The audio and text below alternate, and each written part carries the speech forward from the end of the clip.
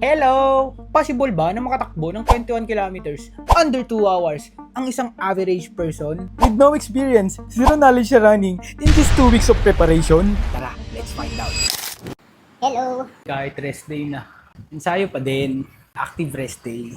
Bilang beginner, isa sa natutunan ko dito, kailangan talaga kasama sa program mo ang mag-rest. Siguro, gigil ka pa na lumakas agad, pero ang running pala talaga is patience. Kailangan mo ng patience, hindi ka agad lalakas in a week, in a month. Kailangan mo talagang mag-sacrifice ng time.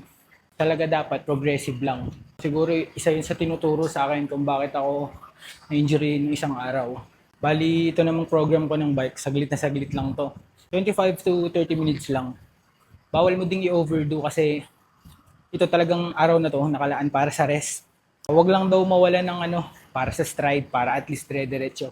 Pero hindi talaga pwedeng tumakbo kasi burnout daw talaga sarili mo.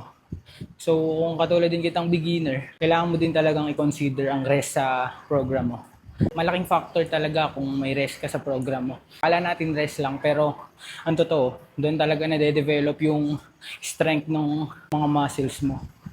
Kasi ako bilang beginner, gigil na gigil ako. Gusto kong lumakas agad, gusto kong bumilis agad. Halos ayoko nang magkaroon ng mga rest day. Buti, naalalayan ako ng kaibigan ko na sinabi niya, kailangan talaga hindi mawala sa program mo ang rest. Kasi mas malaki ang risk mo sa injury, lalo na kung beginner ka pa. So ayun, medyo nakaramdam ako ng excitement at the same time, kaba. Kasi dumating na yung package. Naglalaman ng shirt na gagamitin ko sa race. 6 days na lang bago yung race. Bali, since this is my first time na tatakbo at half marathon agad ang napili ko, hingi sana ako ng tulong sa inyo kung ano ba yung mga tips na ginagawa nyo kasi wala pa rin talaga akong idea eh. Hingi sana ako ng mga pangmalakasan tips dyan, do's and don'ts na ginagawa nyo before the race para mas maging efficient.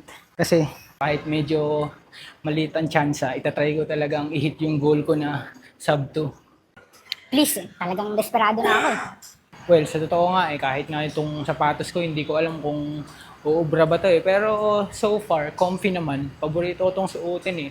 Talagang all around.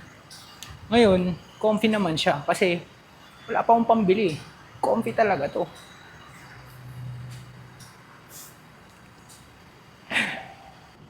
So, hanggang dito na lang.